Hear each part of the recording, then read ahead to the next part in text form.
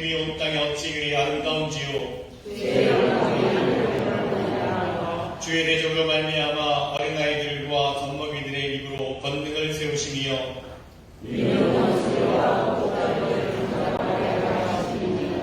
주의 손가락으로 만드신 주의 하늘과 사람이 무엇이기에 주께서 그를 생각하시며 그를 하나님보다 조금 못하게 하시고 주의 손으로 만드신 것을 다스리게 하시고 만물을 그의 발 아래에 두셨으니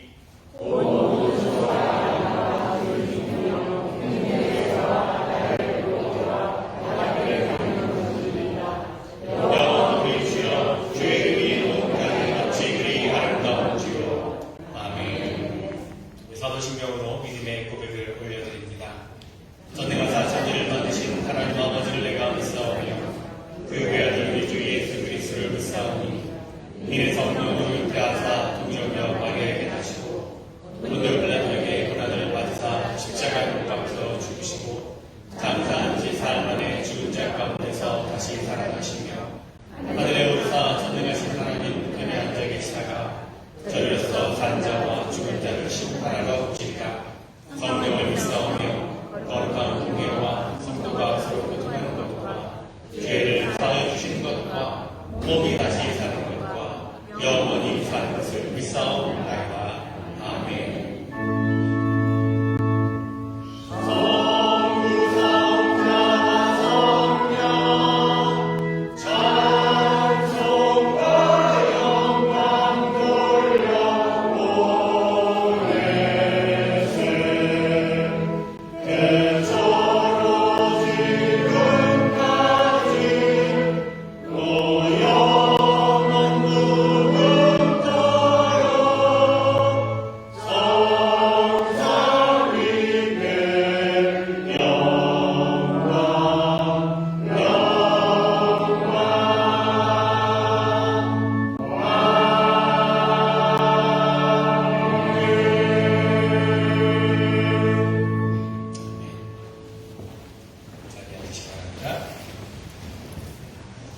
할렐루야. 할렐루야. 네, 거룩하고 복된 주님의 날에 예배의 자리에 나오신 여러분 간절한 분을 다시 한번 주님의 이름으로 축복하고 환영하고 사랑합니다.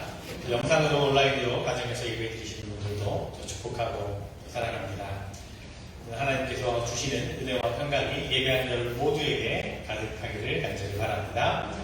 함께 예배하신 분들, 우리 방문하신 분들께서 소개를 합니다. 한성우 성도님, 우리 이문덕 기사님께서 방문 중이시다고 하는데 저 뒤에 하나 앉아계신 것 같은데 환영합니다.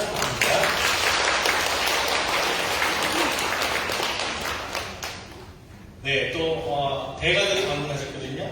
제가 얼굴을 기억하는 성함을 제가 기억 못해서 얼굴을 기억하는 3년 전에 우리 방문하셔서 함께 예배 드리셨던 걸 기억하는데 우리 밴쿠버, 캐나다 밴쿠버에서 가족이 방문하시고 또 한국에서도 가족 방문하셔서 하와이에서 예비윤을 하신 것 같아요. 우리 어머니 팔순이라 하고 하와이에서 모임을 가정으로 하신 것 같은데 네, 저기 앉아 계십니다. 환영합니다. 축하합니다.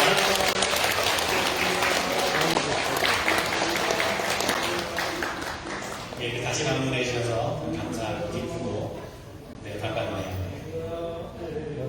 감사합니다. 머무시는 동안에 귀하고 복된 시간들 되셨으면 좋겠습니다. 우리 한번 옆에 계신 분하고 서로 인사하겠습니다. 사랑합니다. 축복합니다.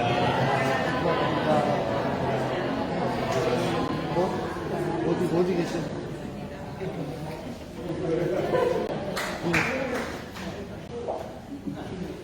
네, 교회 소식을 나누도록 하겠습니다. 계속해서 또 안전한 예배에 위해서 협력해 주시기를 부탁드리고 또 온라인 영상 예배는 계속 진행 중에 있습니다. 여러분 혹시 가정에서 예배 드시는 분들은 영상으로 예배를 드리시면 됩니다. 교회력에 따라서 이제 오는 수요일부터 사순절이 시작이 됩니다. 41년간의 사순절이 시작이 되는데 오늘 수요일 2월 22일부터 제 수요일 시작돼서 사순절이 시작이 됩니다. 여러분 의미 있는 사순절 보내시기를 바라고요. 이번 수요일은 제 애시먼지 월십 서비스가 있습니다. 제 수요일 예배가 오늘 수요일 저녁 7시에 교회에서 있습니다. 그래서 이번 주는 금요 예배를 수요일 예배로 대신해서 함께 수요일 예배로 제 수요일 예배로 드리도록 하겠습니다. 사순절 새벽 예배, 십자가 영성을 찾아 떠난 40일의 여정, 예수님의 마지막 일주일의 삶을 따라가보고 돌아보며 발자취를 따라가는 시간으로 새벽 시간을 가지려고 합니다. 여러분 주보반지에 2024년 사순절 십자가 영성을 찾아 떠난 40일 여정 나누어드렸는데 혹시 새벽 예배 못 오시더라도 매일매일 주어진 말씀을 읽으시고 또 묵상하시고 또 기도하시면서 사순절의 여정을 함께 묵상하셨으면 좋겠습니다. 혹시 가능하시면 이렇게 묵상 노트를 하나 만드셔서 매일매일 오늘 말씀 이렇게 한번 필사도 해보시고 길지 않잖아요. 이렇게 적으시고 읽으시고 묵상하시고 또 묵상한 내용도 적으시고 그렇게 한번 40일을 함께 따라와 보시면 어떨까 합니다. 그러면 동참해 주시고 함께 해주셨으면 좋겠습니다. 모임 안내가 여러 있는데 모임 안내를 해드립니다. 오늘 여성교회 모임 예배 후에 이 자리에서 갖도록 하겠습니다. 여성교회 분들은 남으셔서 모임을 갖도록 하시고요. 속장 모임은 여성교회 모임 후에 속장 모임을 갖도록 하겠습니다. 그리고 성가대 모임이 오늘 4시에 김정욱 과장님께서 있는데 성가대 모임 이미 광고 하셔서 아시고 계실 줄 압니다. 그리고 다음 주일은 2월 속회 모임이 있습니다. 매월 마지막 주일에 저희가 예배 후에 속회 모임을 갖는데 다음 주일에 2월 속회 모임을 예배 후에 갖도록 하겠습니다. 기억하시고 여러 모임들에 동참해 주시길 바랍니다. 세금보고를 위한 헌금대업서 받지 못하신 분들은 사무실에서 받으시면 되고요. 여러분 헌금하실 때는 헌금번호를 적어주시면 재정비에서 큰 도움이 될 것입니다. 협력해 주시길 바라고요. 또 교회학교를 위해서 교사로 헌신하고 싶으신 분들은 언제든지 말씀해 주시면 웰컴 환영합니다. 함께 헌신하시고 동참해 주셨으면 좋겠습니다. 하나마다부터 계속해서 또 진행 중이고요. 여러분 개인이나 가정의 기도 제목이 있다면 언제든지 기도 제목을 저한테 말씀해 주시고 혹은 기도 요청서를 적으셔서 예배당 뒤에 있는 기도 요청함에 넣어주시면 제가 수시로 확인하고 또 기도하도록 하겠습니다. 신방박통을 하시는 분들도 말씀해 주시기를 바랍니다. 오늘 2차는 박옥진 집사님, 통일체 집사님 가정에서 섬겨 주셨고요. 재단미화는 이박옥진 집사님 가정에서 섬겨 주셨습니다. 감사드립니다. 이 시간 기도하실 때 김서희 집사님께서 대표 기도해 주시겠습니다.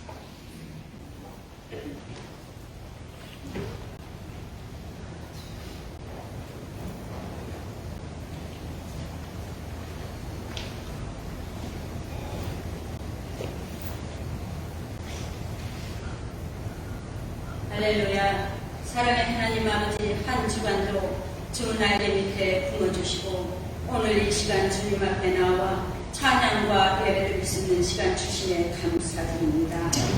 저희들 세상 밖에 살면서 알게 모르게 지은 죄 있으며 지금 이 시간 용서하여 주시옵소서. 사랑하는 자여, 내 영혼이 잘됨같이 내가 범사에 잘되고 강건하기를 내가 간구하노라. 사랑하는 자녀들, 하나님 아버지 지금 이 시간에도 힘들고 지쳐 고통에 시달리는 형제 자매님들이 있사오니 주님의 손길로 어루만져 주시옵소서. 영적으로 힘든 영혼들에게 영적 성장과 기도의 은사로 채워주시고 육적으로 힘든 아버지의 자녀들 주님의 십자가의 벌 깨끗이 씻어 주시옵소서. 늘 감사하는 마음으로 살 수 있도록 역사하여 주옵소서. 사랑의 하나님 아버지, 올리브 연합관 미교의 뜻이서 세우셨으니 이 자리가 부응하여 주님이 보시기에 합당함으로 채워주시고 각 기관들 있사오니 사랑의 근원으로 묶임이 될 수 있도록 인도하여 주시옵소서. 또한 찬양팀 기억하사 한 사람 한 사람 성령님 같이 하사 찬양 올려드릴 때 홀로 영광 받으옵소서. 특별히 김배선 목사님 위에 기도드립니다. 주의 종으로 세워주셨으니 성삼일째 같이 하사 능력의 능력으로 독립혀 주시옵소서. 아버지 말씀 선포될 때 저희들 그저 듣지 않고 깨있게 하시고 맑은 영으로 채워 주옵소서. 사랑의 하나님 아버지, 이 자리에 사정이 있어 참석하지 못한 형제 자매님들 또한 동일한 은혜로 채워주셔서 충만한 삶을 살 수 있도록 인도하시리라 믿습니다. 오늘도 아버지께 감사드리오며 이 모든 것을 우리 주 예수 그리스도의 이름으로 기도드립니다.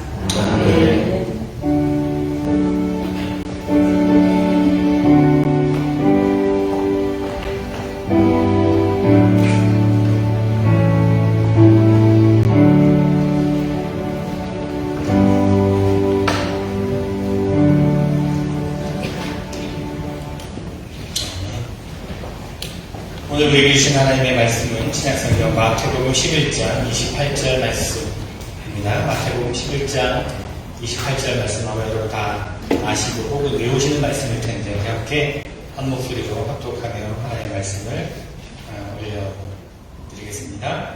수고하고 무거운 짐진 자들아 다 내게로 오라. 내가 너희를 쉬게 하리라. 아멘. 우리 성가대 찬양 하나님께 올려드립니다.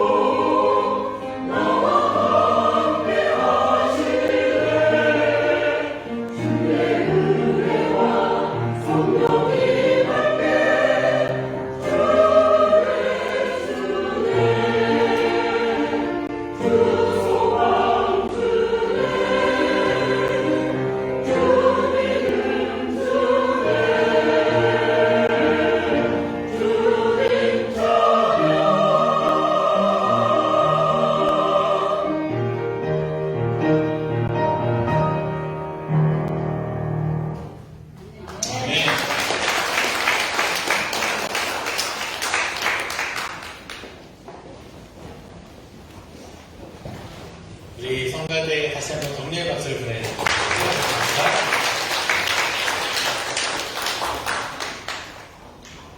귀한 찬양, 또 은혜가 되고 힘이 되는 찬양, 감사를 드립니다.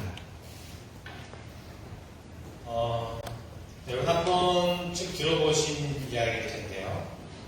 시골에 사는 어느 할머니 한 분이 이제 서울에 있는 딸 집을 방문하려고 갔습니다.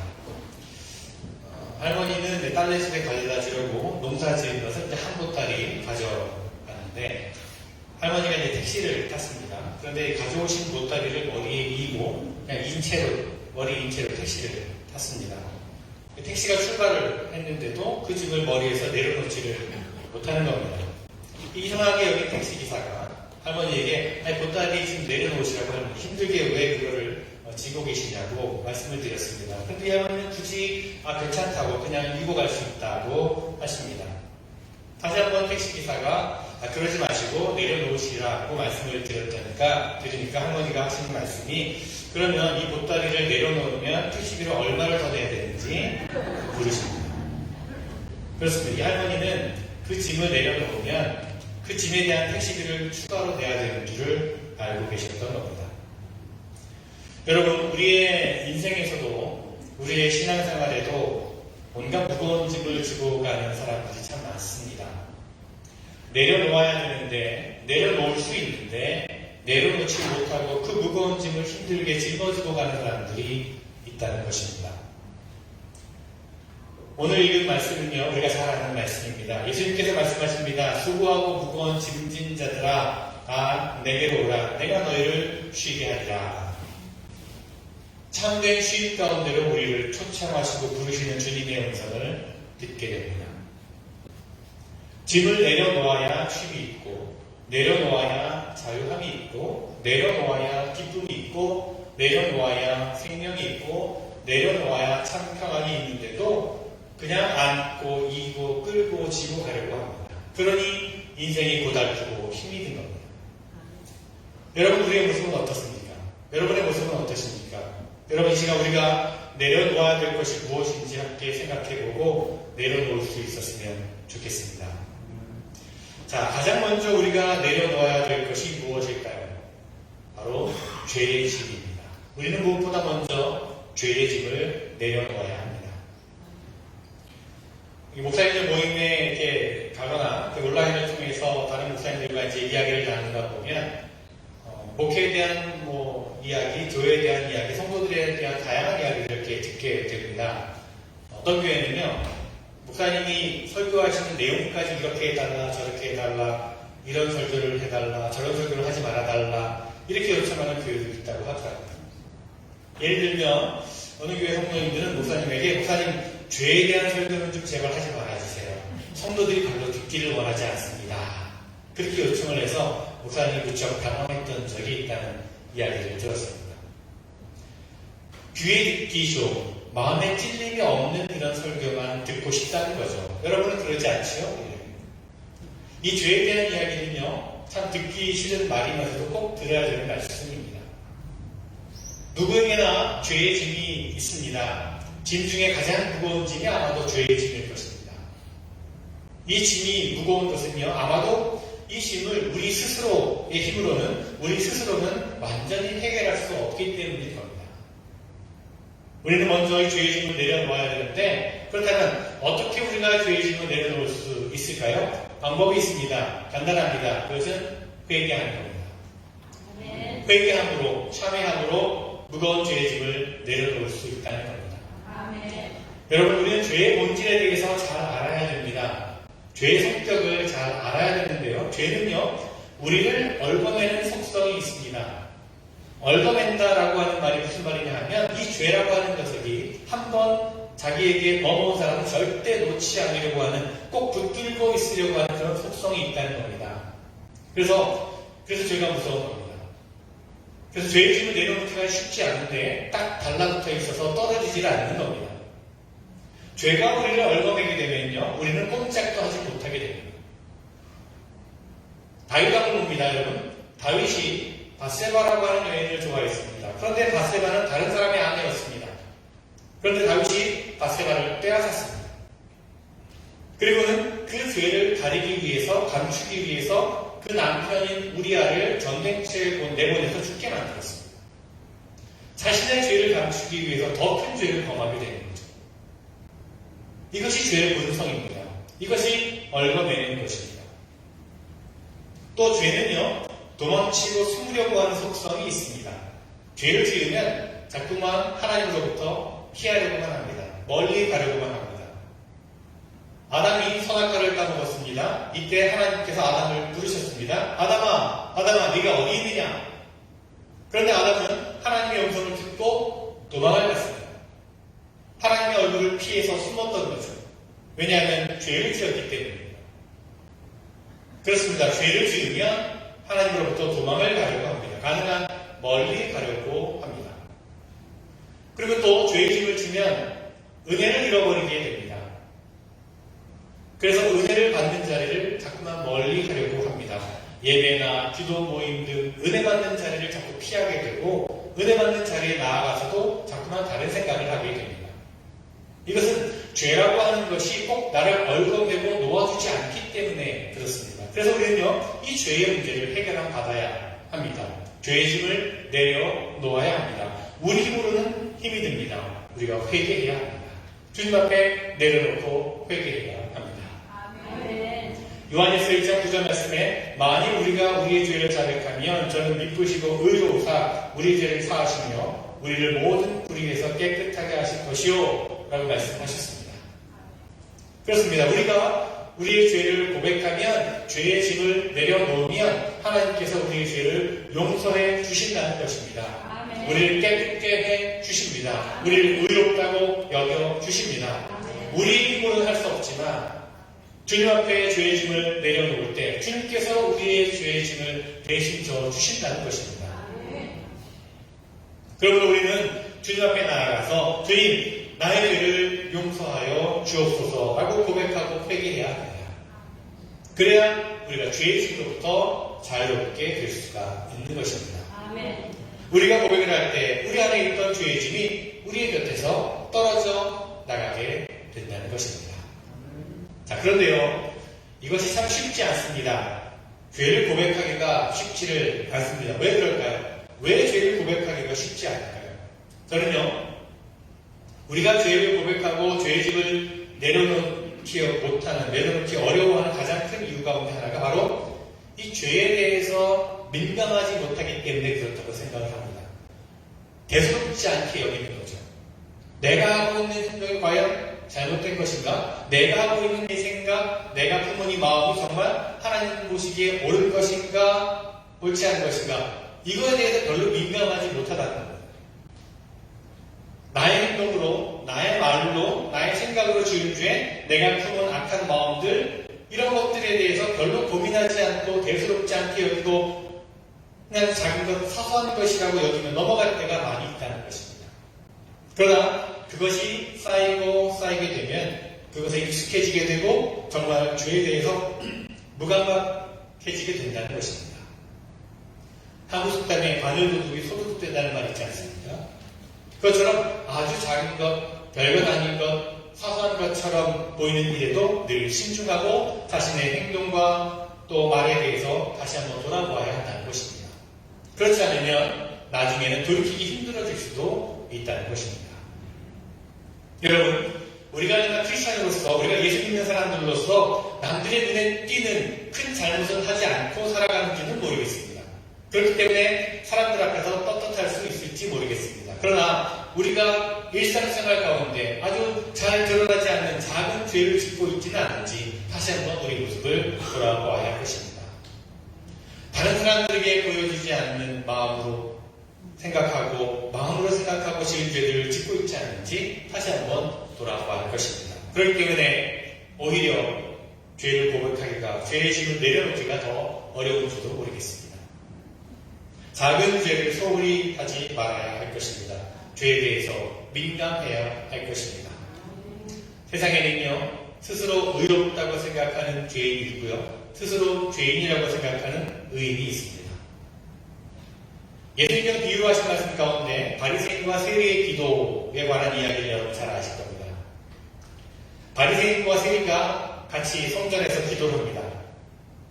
바리새인은요 모든 율법을 철저하게 지킴으로써 당시 많은 사람들에게 존경을 받는 사람이었습니다. 스스로 자신을 의롭다고 여기는 사람이었습니다.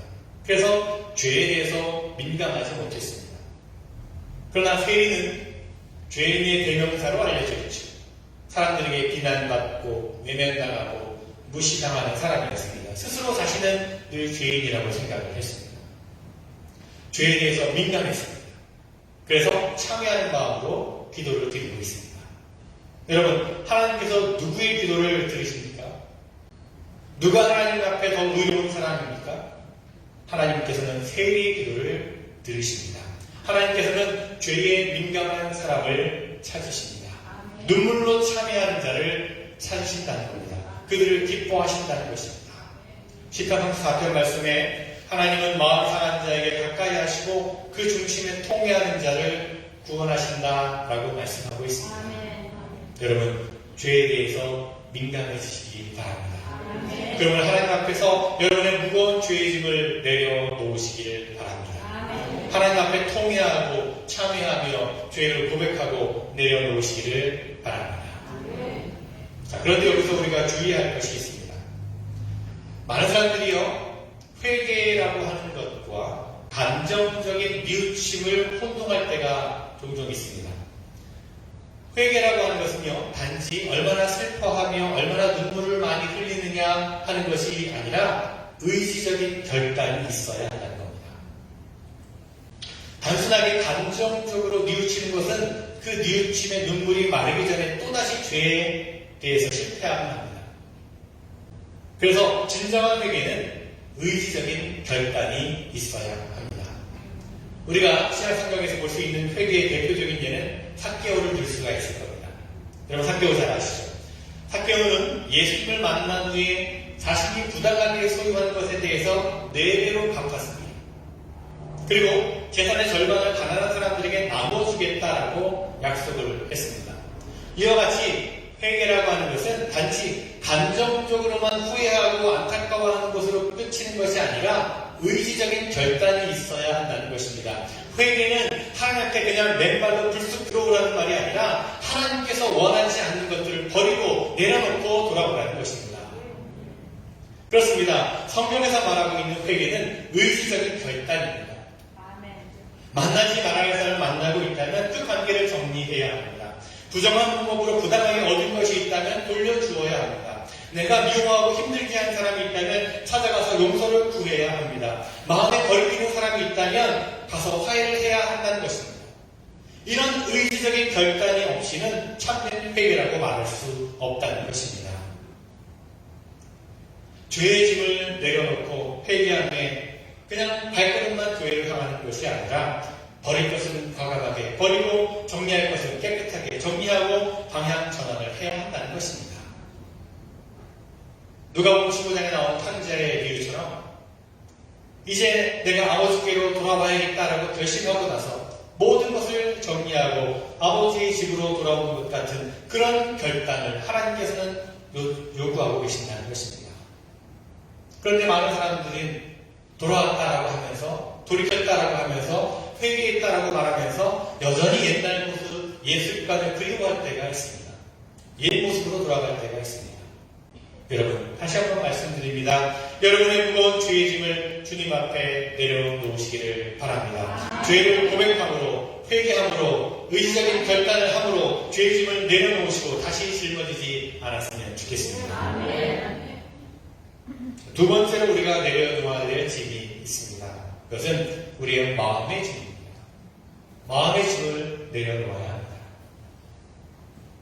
이 마음의 짐은요, 여러 가지가 있을 수가 있습니다. 우리 마음을 무겁게 하고, 아프게 하고, 힘들게 하고, 슬프게 하는 여러 가지 짐들입니다.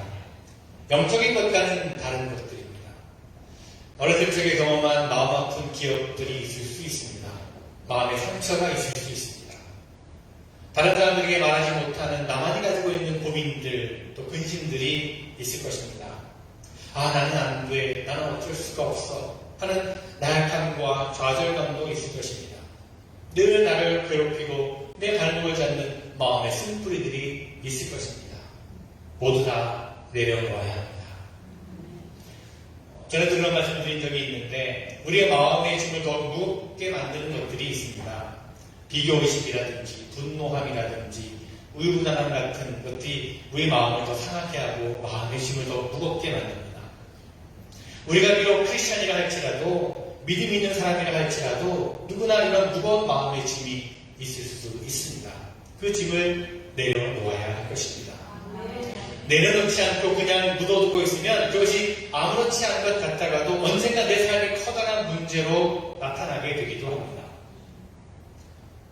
제가 전에 섬기던 교회 청년들과 함께 수련회를 갔는데 밤에 이제 기도회를 마치고 이런저런 이야기를 나누다가 지난 자신의 지나온 그런 삶에 대한 이야기를 나누는 시간을 가졌습니다. 이전까지 감추어왔던, 숨겨왔던 자신들이 가지고 있는 어떤 열등감이나 과거에 경험한 아픈 상처와 또 슬픔들, 그리고 그것 때문에 포기해야 됐던 것들, 이런 거에 대한 이야기를 나누면서 참 많이 놀랐던 기억이 있습니다.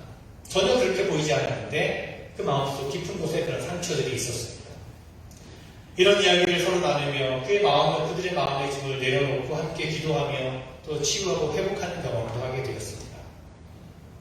아마도 그날 그런 시간이 없었다면 계속 그런 마음의 짐들이 치유되지 않고 쌓여져 가서 언젠가는 엉뚱한 곳에서 문제가 생겼을 것입니다.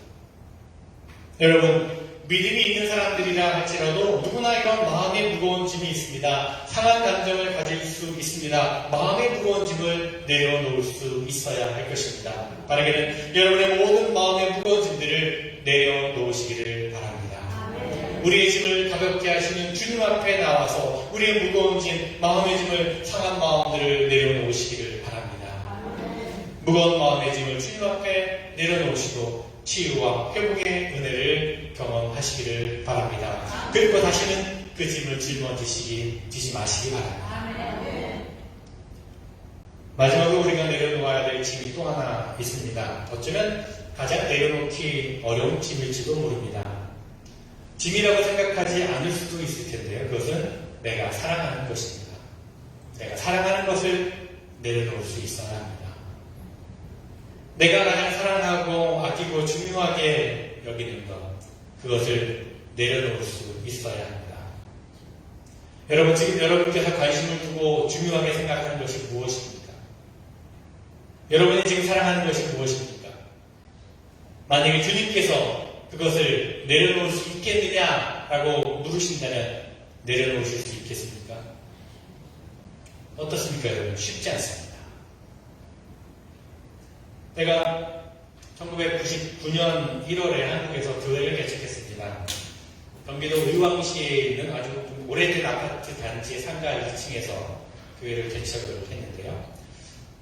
개척할 때만 해도 교회만 개척하게 되면 곧 부흥이 될 줄 알았습니다. 전도하기만 하면 사람들이 막 구름대처럼 몰려들 줄 알았습니다. 그만큼 자신감이 있었습니다. 어려서부터 아버지가 목회하신 것 다 보아왔고 또 신학교에서 성경과 또 신학에 대한 목회에 대한 지식도 많이 배웠고 또 큰 교회에서 교육전도사로 사역하면서 또 경험도 있었습니다. 그래서 교회를 개척하고 열심히만 하면 곧 부흥될 것이라 생각했습니다. 근데 정말 생각뿐이었습니다. 제가 세운 목회 계획대로 되는 것이 하나도 없었어요. 어느 것 하나 쉬운 것이 없었고 교회 부흥은 더디기만 했습니다. 한계를 경험하기도 했습니다. 2002년에 3월에 제가 목사 안수를 받기 위해 영성훈련에 참석을 했는데 영성훈련에 참석하는 내내 틀리지 않는 숙제가 있었습니다. 자, 이제 내가 목사 안수를 곧 받게 될 텐데 과연 내가 목사 안수를 받을 자격이 있는 것인가? 이대로는 정말 안 되는 건 아니다. 끊임없는 질문이 제 속에서 던져졌습니다. 이 풀리지 않는 질문을 해결해야만 했습니다. 모든 프로그램이 다 끝나고 여전히 내 안에 남아있는 그 해결되지 않는 질문을 끌어안고 예배당에 나갔습니다. 그리고 주님께 물었습니다. 주님, 이 상태라면 저는 목사 안수를 받을 수 없습니다. 제 스스로가 용납할 수가 없습니다. 그렇게 주님께 묻고 또 물었습니다. 얼마의 시간이 지난지 모르겠습니다.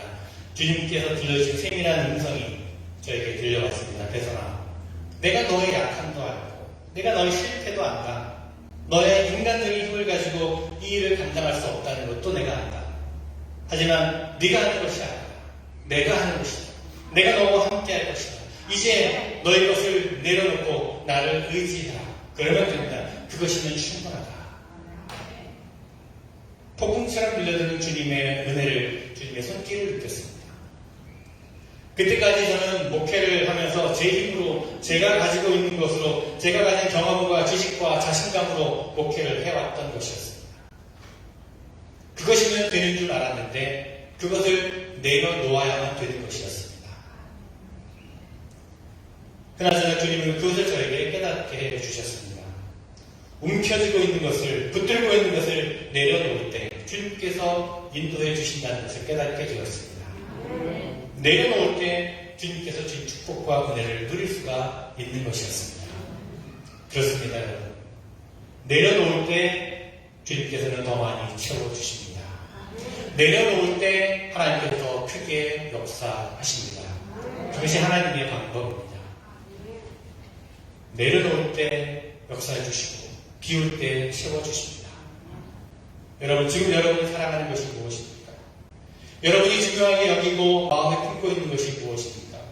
지금 여러분이 움켜쥐고 있는 것이 무엇입니까? 만약에 주님께서 그것을 내려놓으라 말씀하신다면 여러분 내려놓으실 수 있겠습니까? 내려놓을 때 하나님께서 더 크게 역사하시는 줄 믿습니다. 우리가 내려놓기 전에는요, 진정한 것을 얻을 수 없습니다.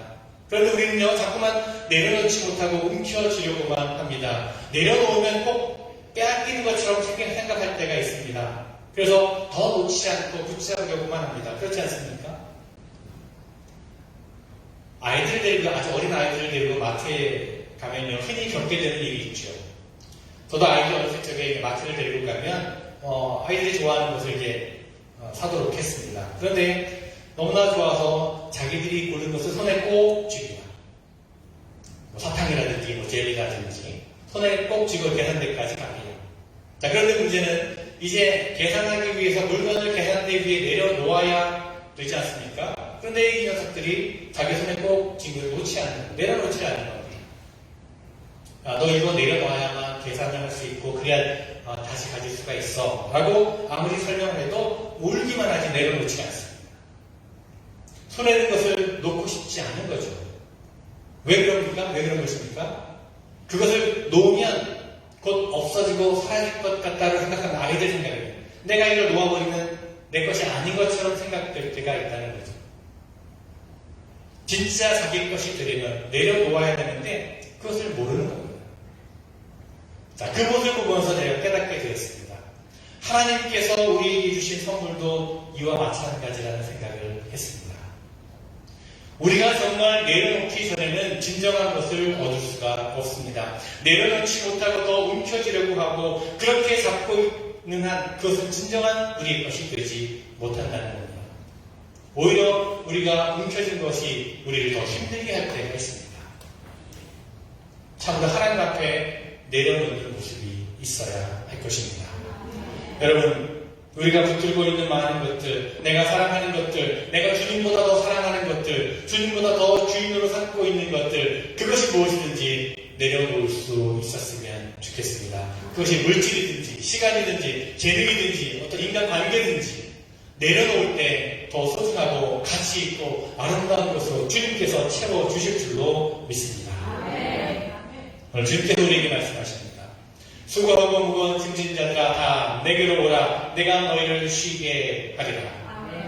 주님의 음성을 듣고 주님 앞에 나아가 모든 무거운 짐을, 죄의 짐을, 마음의 짐을, 그리고 내가 움켜쥐고 있는 것들을 다 내려놓고 주님께서 주시는 참된 안식과 평안과 풍성한 은혜를 누리는 여러분 모두가 되었으면 좋겠습니다. 그런 여러분 모두가 되시기를 간절히 주님의 이름으로 축원을 드립니다. 기도하겠습니다.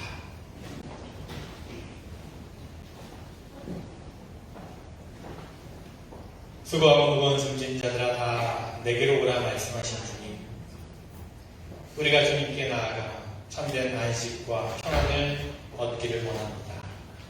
그러기 위해 내려놓게 하여 주시옵소서. 죄의 짐을 내려놓게 하여 주시고 마음의 짐을 내려놓게 하시고 무엇보다 주님보다 사랑했던 것, 내려놓게 하여 주시옵소서. 내려놓음으로 더욱 채워주시고 역사하시는 하나님의 놀라운 손길과 은혜를 경험하게 하여 주시옵소서. 예수 그리스도의 이름으로 기도드리옵나이다. 자, 그 찬양하실 때 내가 주인 삶은 이렇게 찬양하겠습니다.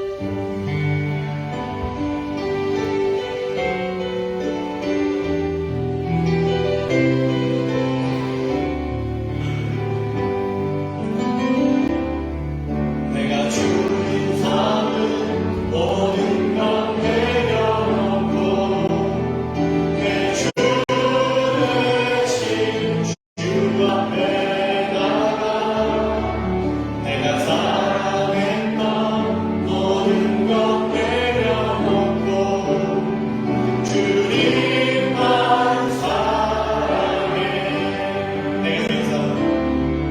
내가 주인 삶은 모든 것 내려놓고 내 주를 신 주 앞에 나가 내가 사랑했던 모든 것 내려놓고 주님만 사랑해. 주 사랑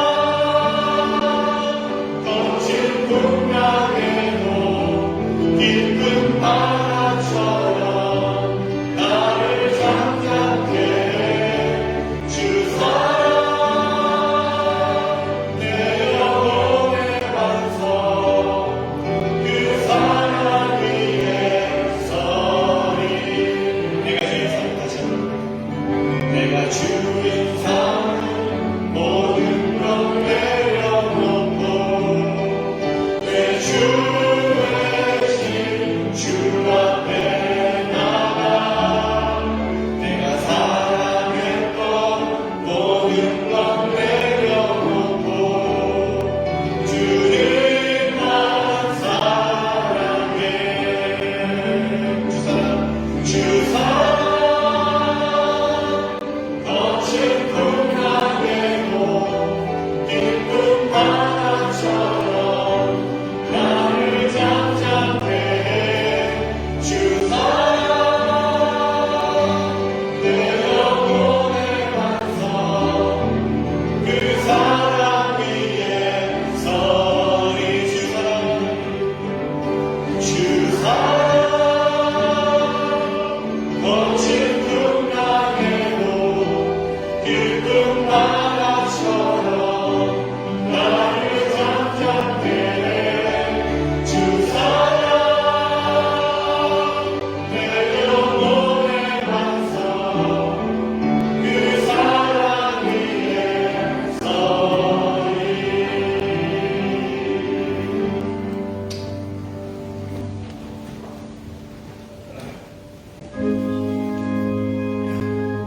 난 모르는 건 하나님 어느새 찬송 드리고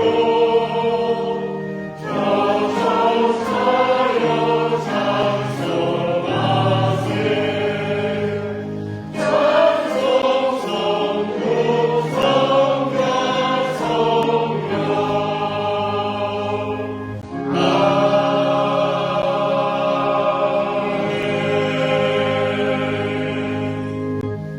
주님 감사합니다. 내려놓음으로 말미암아 더 채워주시는 주님의 은혜와 사랑을 다시 한번 깨닫게 하시니 감사를 드립니다.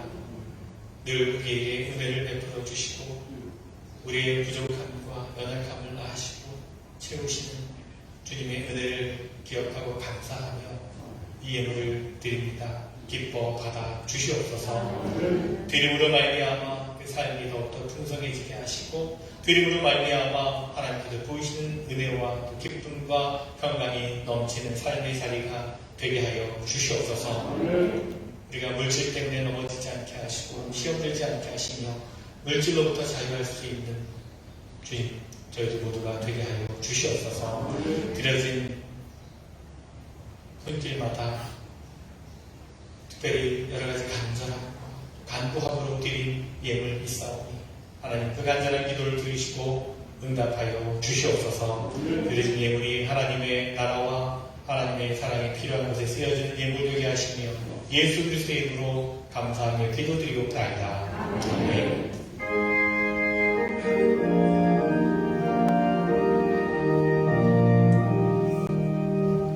내 마음과 정성을 다하여서 주 너의 하나님을 사랑하라. 내 몸을 아끼고 사랑하는 형제와 이웃을 사랑하라. 주께서 우리를 명하시니 그 명령 따라서 살아가리. 널 미워해 치는 원수라도 언제나 너무게 사랑하라. 넓이와 가는 자 위에서도 진실한 마음으로 복을 빌라. 주께서 우리를 명하시니 그 명령 따라서 살아가리. 나 항상 주님을 멀리하고 형제를 사랑하지 못하였다. 이러한 죄인을 사랑하사 주께서 험버려 죽으셨다. 속죄는 사랑 얻으리고 내 생명 다하여 충성하리.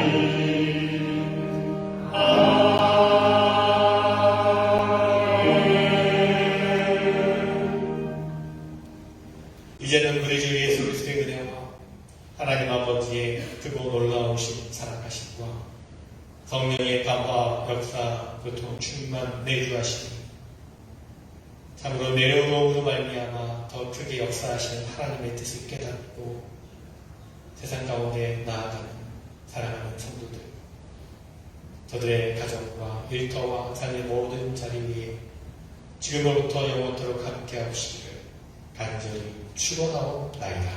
아멘.